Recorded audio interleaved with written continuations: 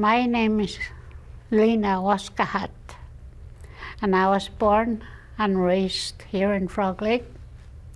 I was born in 1945, and I was raised by my grandparents when I was really young. I got to see, I remember residential school. My mom was in a residential school. And we were small. I remember we were taken to the residential school by my mom and left there, me and my two younger siblings. My oldest brother, but he ran away. And I remember those were bad days. Like I don't want to ever disclose. I never disclosed before.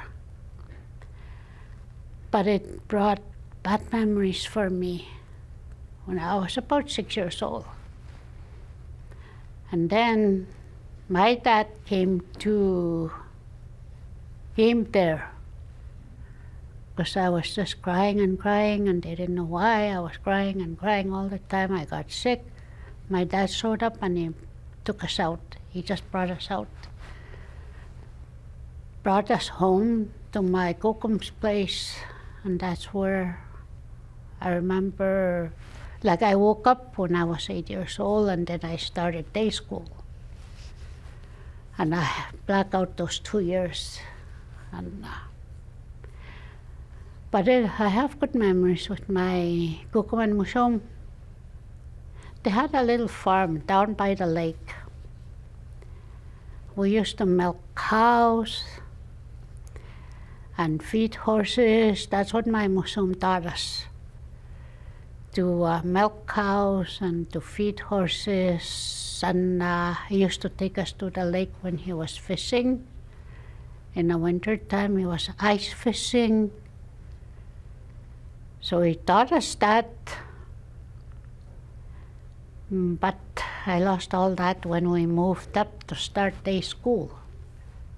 We just walk across the hill there where we did day school. And then it should have been good for me, but I was being the oldest. I took care of my siblings to go to school, walk to day school.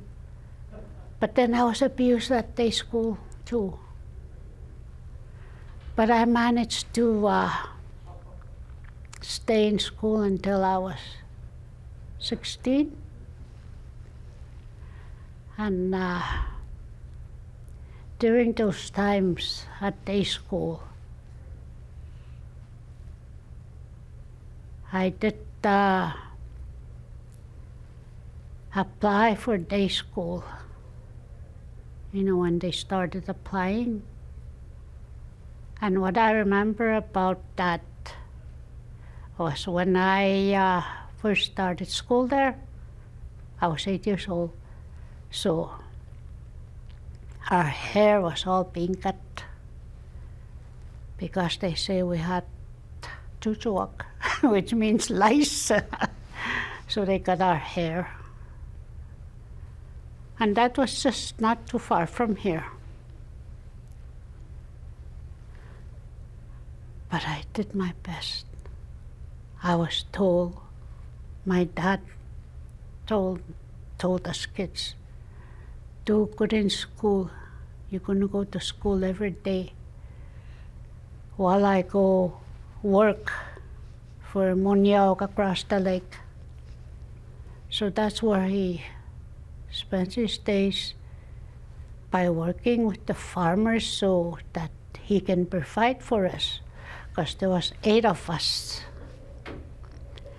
And then he built a log house across the road from here. Built a log house, 1 big room. That's where we grew up. We go to school from there. So I stayed in school, finished up to grade 8, and I was supposed to go to grade 9 off the reserve, but at that time, the band, they didn't let the buses go off the reserve. So I was done at grade 8 in Frog Lake. But then later on in the years, I did upgrading. I never did go back to school. I just did upgrading and all that when it came back to the reserve. And going back to my Kukuman Musum, one day when we were being raised by them, like, I didn't want to go back and forth here, but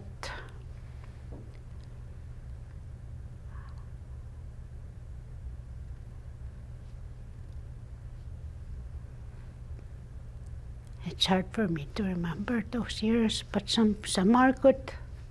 Some are good, like we grew up with my cousins and my own sisters, and I had one brother, and we used to drive. My Musum used to drive horses on a wagon to go to the store. That's a general store on this side by the creek. There was a store there. He used to take us with him when they go to the store to go get some supplies. And halfway there, it wasn't that far, it seems like. At that time it was far, but we used to, he used to park halfway, and we would have our treats, by the bush that he bought for us. So I would get home and my Kukum would be so happy to have stuff, and she would cook a big supper for all of us kids. And one of the other treats I remember was, rhubarbs. Rhubarbs. He used to have a bush by the garden over here at the back. She would bring us, she would bring a home bunch and cut them up, and she would put sugar in each cup and give us a piece of that rhubarb. We were happy with that, But now today it's all pop and chips or pizza from town.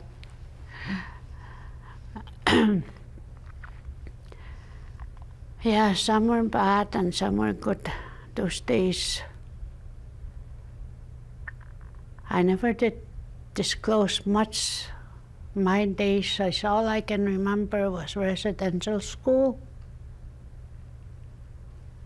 There was no school that I remember, because I was 6 already, you have a memory when you're 4 and up. And then back to the reserve days, going to school, and my Kukum, when my Musum passed away, my Kukum moved up. She had a log house built for her, close to us. So there was an Anglican church here up on the hill there by the cemetery. And then my Kukum started taking us there on Sundays. So that's where I learned about the Bible. She used to take us there every Sunday. but I didn't learn much. Just singing and singing, hymns. She used to sing hymns. So I enjoyed those days.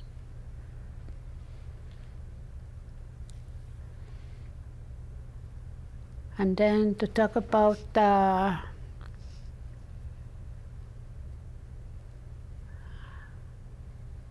don't know what to talk about now.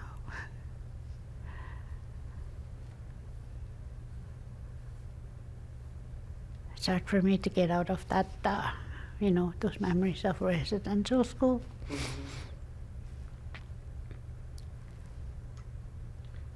And I remember I don't mean to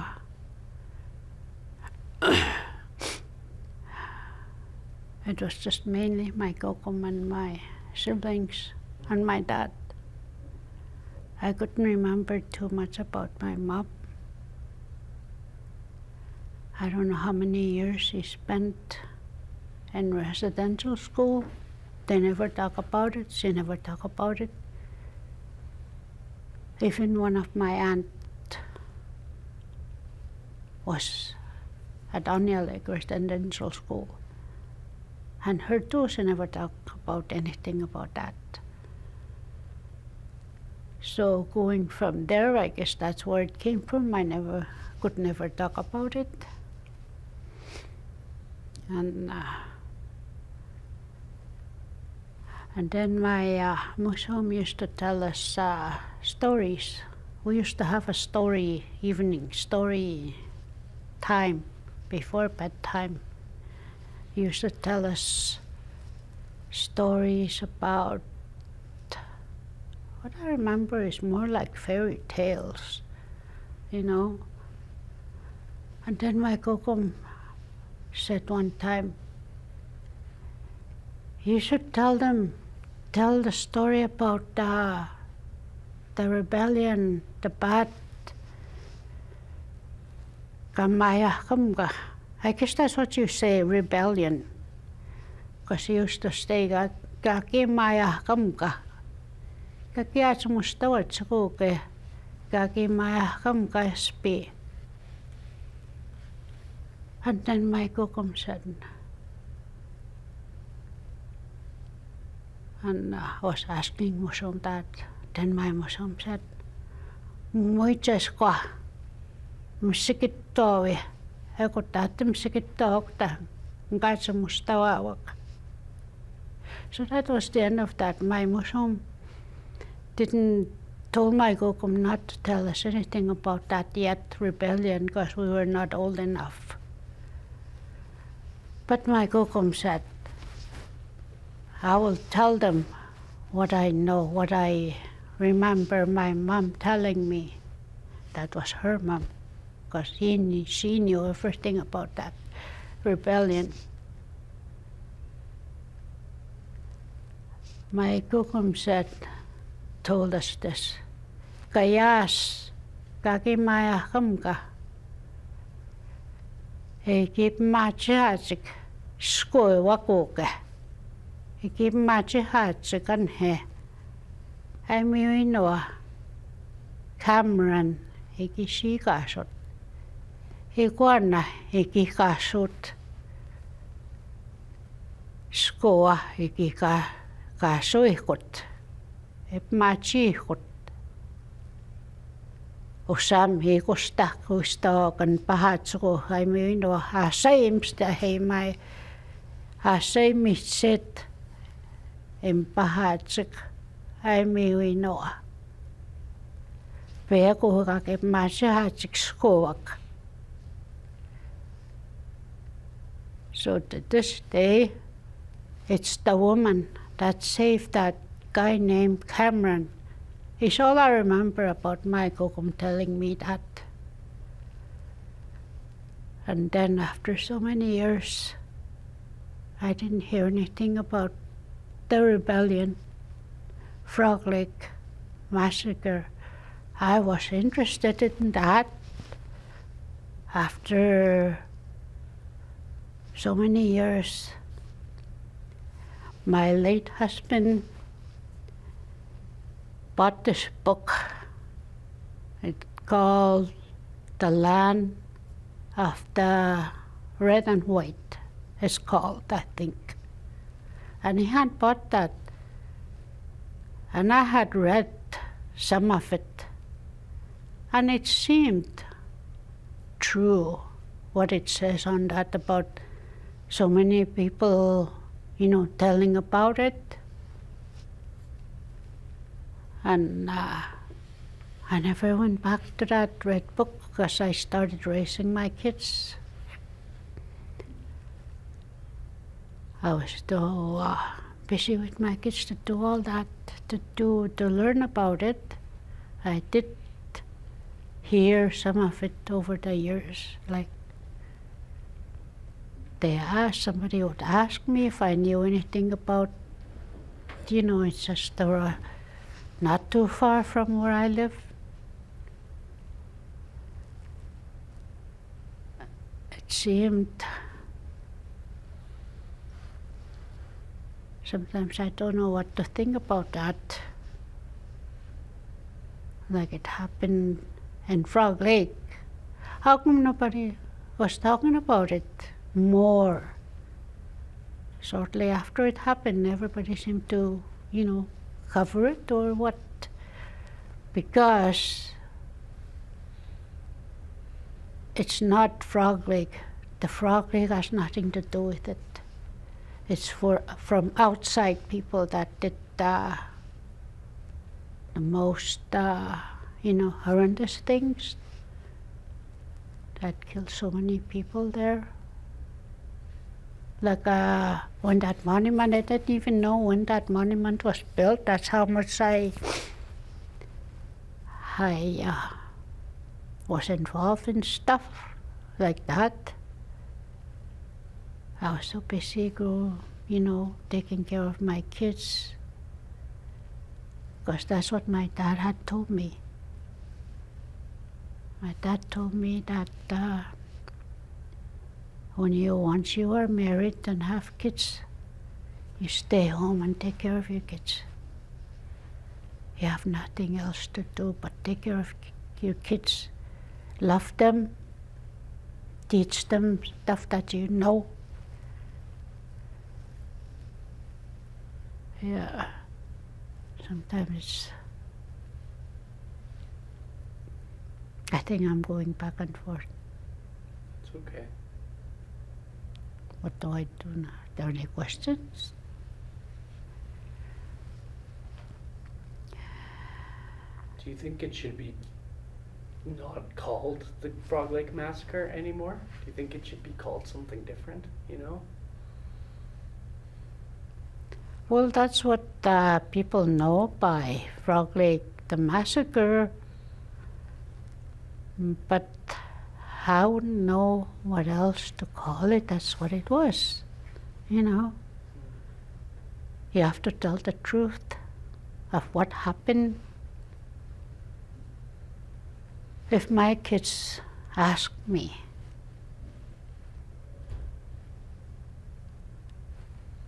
well, my kids are all grown up now, but my grandchildren are going to Frog Lake School. I think it should be taught. Like, I'm sure they would have to know about it. About these big names like Big Bear and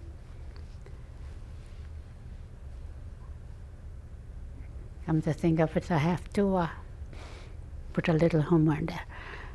My great-grandboy that I keep most of the time, he had puppy. And he'd go.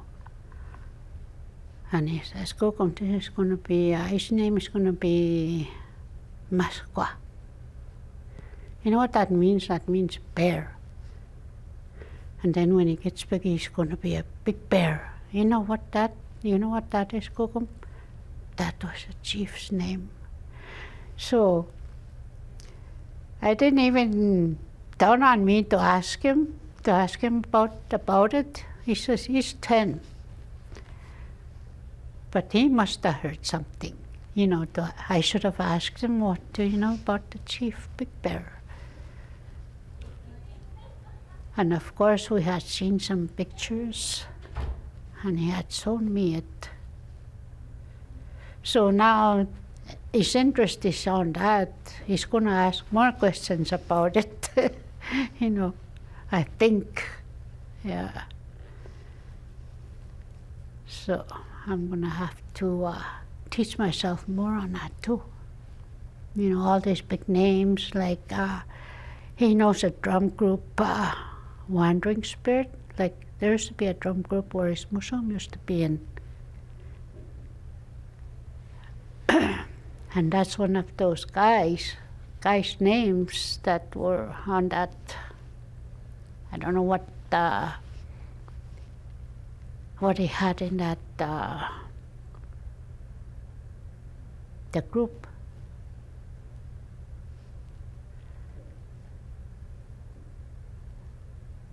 There's some names that I remember that were on there, like some Cree names. Like one time somebody had said that the Frog Lake has relatives in the States because there was a lot of people that ran to the States from Frog Lake, but they wouldn't be from Frog Lake. They would be from that group, Big Bear's group, I think. So mostly from that, as you were saying, Frog Lake Massacre. I think rebellion is more. Massacre is about killing people. I think. Yeah.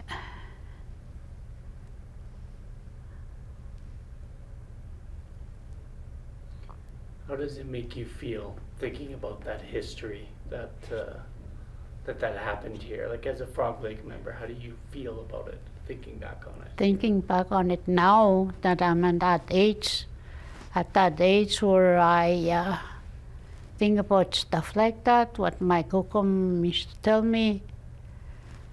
And one time we were in a wagon coming to the store, and we went come that way, around the lake and through to the store. And my kukum said, and he says, she looks back, look over here, all these hills, there were soldiers all over. And over here is where they killed all the priests. And that's what I remember sometimes when I go there, because cemetery is across the lake. On this side, there's hills, rolling hills in there, and towards the lake, and over here and all that. That's what I remember about my kukum saying that. So sometimes I reflect on that area there. If some people look, maybe there's artifacts that can be found in that area along where the rebellion happened, where the massacre happened. And I feel bad for all those women that ran, that were hiding, that one of the priests, I don't know if he was a priest, but she calls him Cameron. There was a priest or it could be that Indian agent, I don't know. But all she said was Cameron. The woman saved him. The woman of Frog Lake. They saved that guy from getting killed. And I would like to know where he ended up at that time after he was saved. Did he run, or he found his way out somewhere? I don't know if he if there was a history of him being saved or somebody said anything about that. But that's what I want to put out there. It was the woman that saved that guy. And yeah, it made me feel like sometimes I think about that time, for all those women.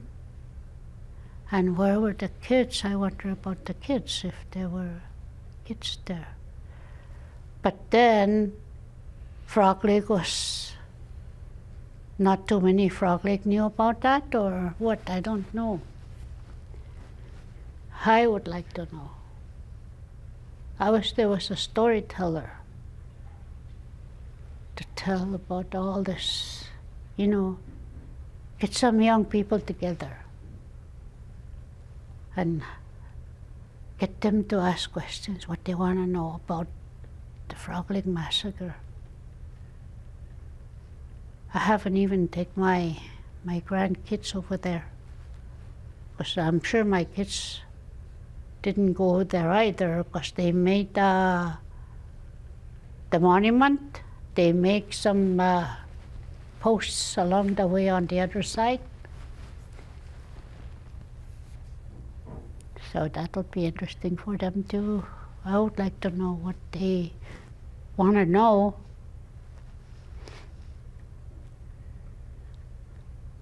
I have two adult kids that live on a reserve, and not too many grandkids. One of my daughter married in Saskatchewan, so that's quite a ways from here. And one moved to Nova Scotia. That's where I would like to go move. Nova Scotia? Yeah. How come? It seems like it looked peaceful, where she lives, but I don't know about the ocean. It's close to the ocean. Kind of scary though.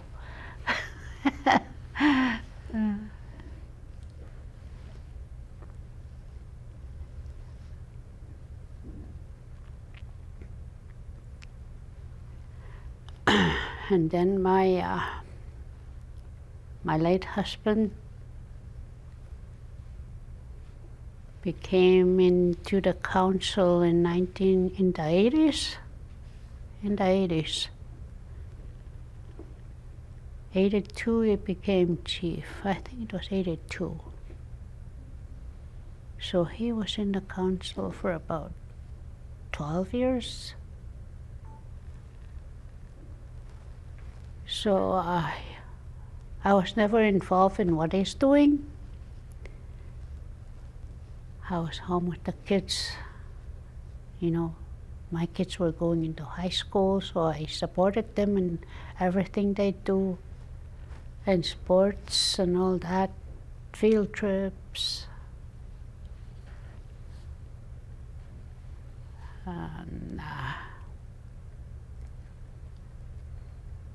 one of my sons had riding horses, so they used to go horseback riding, which was good for them while going to school. But they would have to do that after schools. There was no. We had a TV, but there was no games like today they have. No PS4, no PS5 at that time. So all they did was going to school, so pretty well they all of them graduated. I had 7 kids.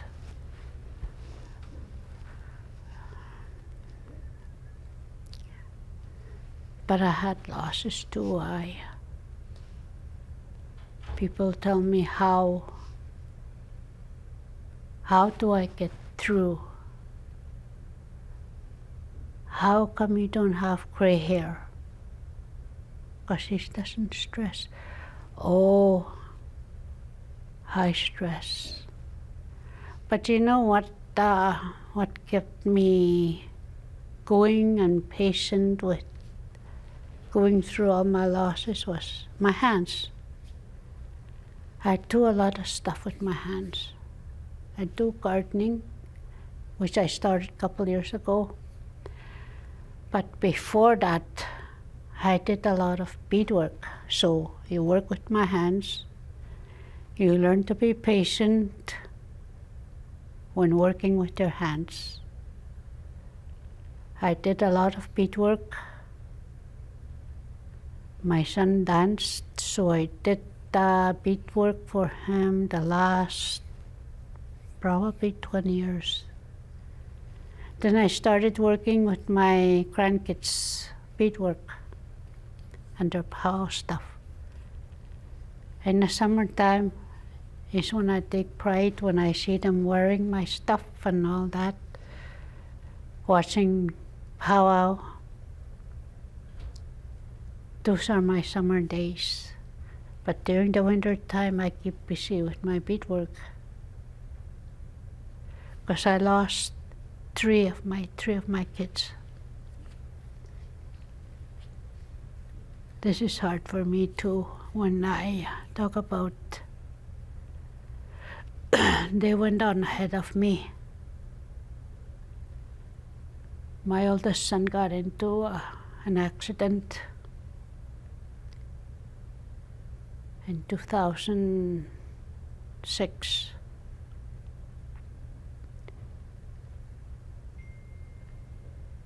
And then my next loss was my son. He died of suicide. And I work hard on this, to get past. I could have done something, but I didn't know.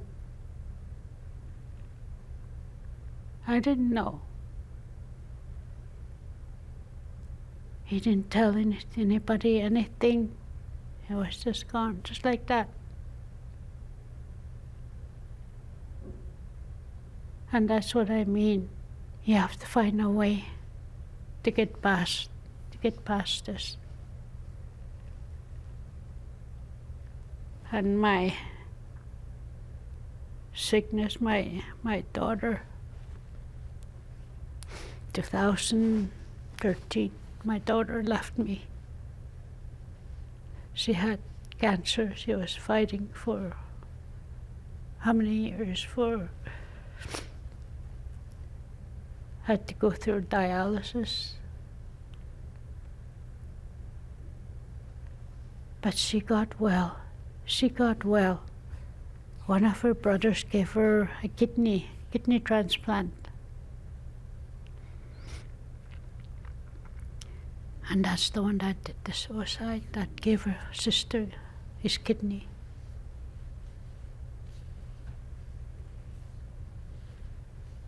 So all that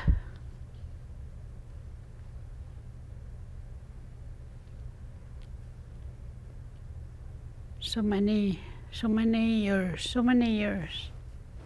I lost, thinking I lost, but I am grateful where I'm at right now. I can still do beadwork. That's what I've been doing. Now my tapan started dancing, so I had to do new beadwork. I guess it never quits, I will be doing that. That's what keeps me going. Besides doing stuff for myself at home. And that past couple of years, it's been really hard.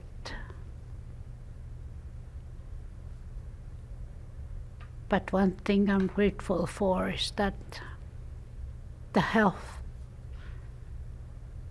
that we have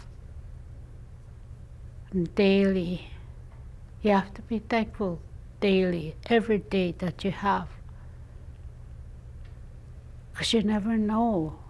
I was told that you never know, you could be gone.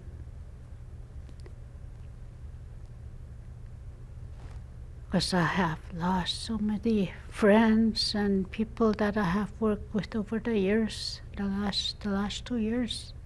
And when I think about that, be grateful for what you have.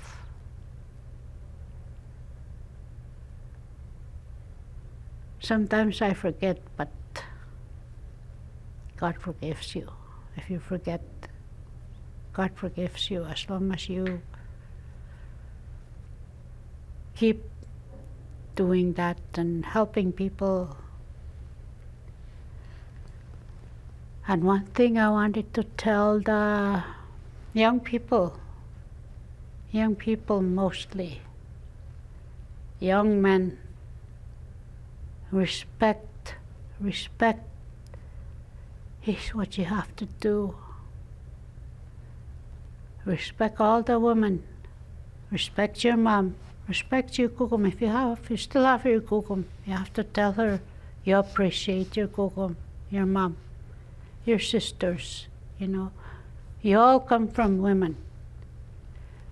And young girls, to love your men, to take care of them.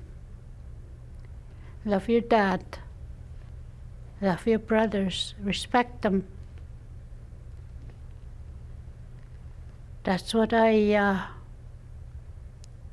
didn't get when I was growing up. But that's the main thing, is to respect and trust. You know who to trust. You know in your heart who to trust.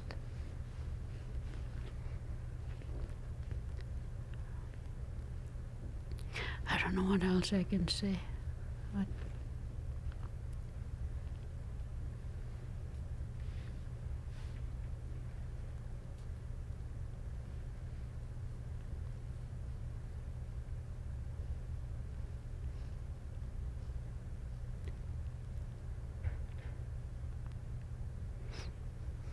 Thank you for sharing so much. I'm sorry about your children. mm-hmm. That's really hard. Yeah.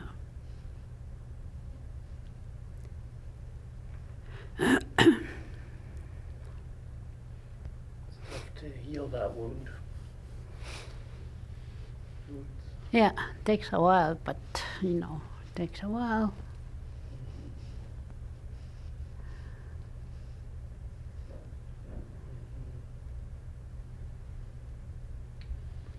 What would you say what about this place out here, about Frog Lake, makes this place special and a good place to live? Oh yes, for me, Frog Lake has always been my home. I was born here. And I have never moved anywhere else. I've never lived anywhere else.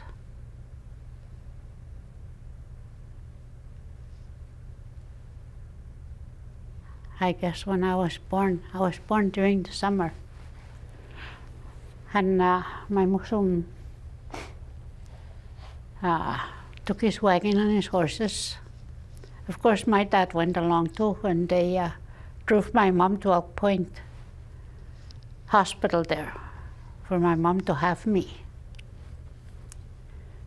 And my just left them there, and my Musum came home. And I guess he told my kokum, they're gonna wait for the little one to be born. He didn't know how little I was gonna be. I was 4 pounds when I was born. And that's what my kokum said. Your Musum didn't even know you were gonna be little. You were gonna be that small. But he said that anyway, she said. So after 1 week, I guess my Musum drove his team over there to go get my mom and myself to come home. And that's all I ever learned about myself. But I was born in a hospital. But there were lots of women giving birth on the rest, not in a hospital. I know my mother-in-law used to be the midwife, my late mother-in-law. Her too, she had a big family. Yeah. And people used to live along the lake. Along the lake, there used to be houses along the lake. That was Frog Lake, Kayas. Yeah. So I think Frog Lake is a special place. Yeah, the kids nowadays don't know how lucky they are to have all this technology and all new school coming up now. They don't have to go out for high school. Yeah. It's proud. I'm proud to have to see this, to see all this stuff coming up, you know. Frog Lake needs that for all the young people that they can play. Maybe there'll be big name hockey players coming up in Frog Lake. That's what I hope. Yeah. I know two of my grandsons play hockey, but now not anymore. They both work. Yeah.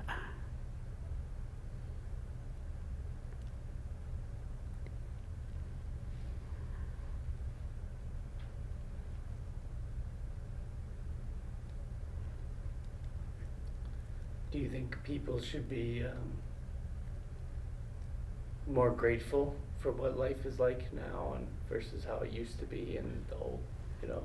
Oh yes, I think so, because they've come a long way. They've come a long way from in the old days, but then to be grateful of what you had in the old days, because that's where you learn. You see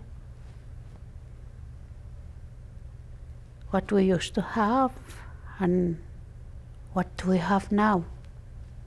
I don't see nobody having a farm, you know, cows, milking cows, so they don't have to buy milk. We grew up on a cow. And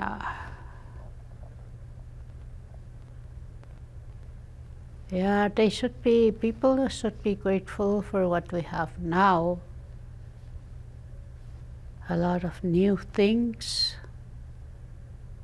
because some grew up on the new things already.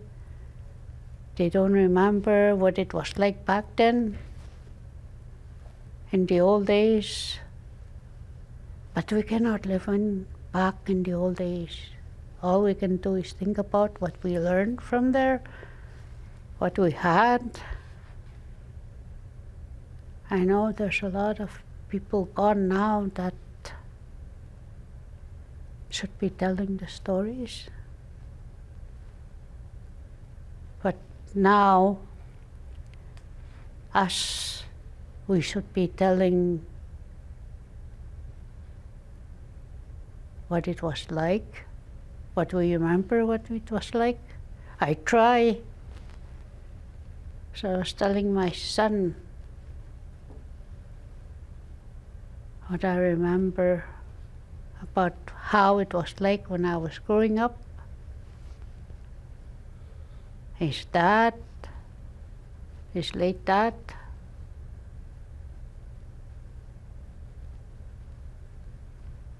he used to tell me that he started working when he was a young boy.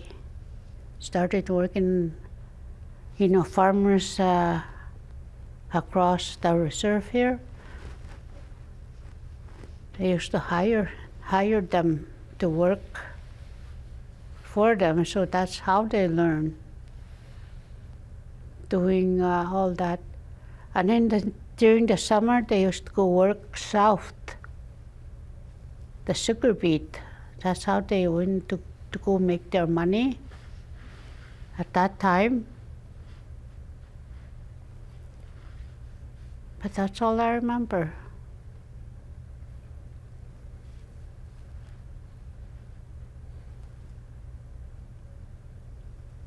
And there was quite a few that time when that had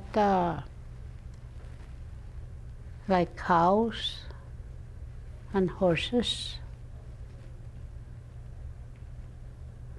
and sheep. I remember they used to, some kids had to drink sheep's milk or goat's milk because they were allergic to dairy. At that time they knew that it wasn't good for them, so they had to get goats or sheep for the milk if the mom cannot produce any milk. That's how it was. Or they would make milk out of roll oats. They boil the roll oats and take the liquid to give to the kids. That's how poor some were. Had to make a living somehow. But we had live off the land, is what they say now. But you don't see too many rabbits now, because that's what we lived on. We lived on rabbits, ducks, fish, because we lived by the lake. I grew up on fish. And they could make them into dry, like smoked fish. My kokum used to make, hang them outside and make a smokehouse, which was good. But now you have to buy smoked fish. Nobody makes them that I know of. Or maybe I don't know.